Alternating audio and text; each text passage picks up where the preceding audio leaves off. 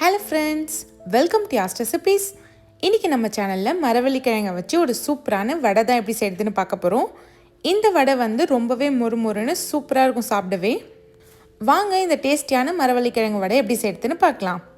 அதுக்கு நான் மெஷரிங் கப்பில் 1 கப் அளவுக்கு கடலைப்பருப்பு எடுத்திருக்கேன். இது நல்லா 2 டைம் வாஷ் பண்ணிவிட்டு 2 மணி நேரம் ஊற வச்சுருக்கேன். இப்போ பார்த்தீங்கன்னா தெரியும், பருப்பு நல்லா ஊறிடுச்சு. இதை ஒரு மிக்ஸி ஜாரில் மாற்றிக்கலாம். நான் 1 ஸ்பூன் அளவுக்கு கடலைப்பருப்பு மட்டும் தனியாக எடுத்து வச்சுட்டேன். மீதி எல்லாத்தையும் மிக்ஸி ஜாரில் மாற்றிக்கிட்டேன். இதோடவே ஒரு 3 காஞ்ச மிளகாய் சேர்த்துக்கலாம். 1 கொத்து கருவேப்பிலை சேர்த்துக்கோங்க. நல்லா ஃப்ரெஷ்ஷான கருவேப்பிலையை சேர்த்துக்கலாம். 3 பல் பூண்டு சேர்த்துக்கோங்க. இப்போ 1.5 ஸ்பூன் அளவுக்கு சோம்பு சேர்த்துக்கலாம். சோம்பு சேர்க்குறப்ப இது நல்ல வாசனையாக இருக்கும். லாஸ்ட்டாக ஒரு சின்ன துண்டு பட்டை சேர்த்துக்கோங்க. இந்த பட்டை வந்து நல்ல ஃப்ளேவர் கொடுக்கும் இந்த வடைக்கு. இப்போ இதுக்கு நல்லா குறைன்னு அரைச்சி எடுத்துக்கோங்க. இந்த மாதிரி ரொம்ப சாஃப்டாக அரைச்சிட்டிங்கன்னா நம்மளுக்கு வடை வந்து மொறுமொறுன்னு வராது. இந்த மாதிரி அரைச்சிங்கன்னா நல்லா மொறுமொறுன்னு வரும். இப்போ 1 ஸ்பூன் அளவுக்கு எடுத்து வச்சிருந்தாலும் ஊற வச்ச பருப்பு அதை இதோடு சேர்த்துக்கோங்க.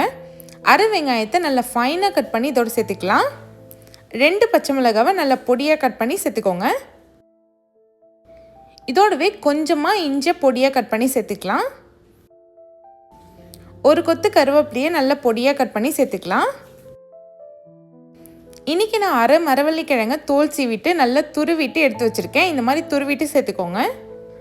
லாஸ்ட்டாக இதுக்கு தேவையான அளவுக்கு உப்பு சேர்த்துக்கலாம்.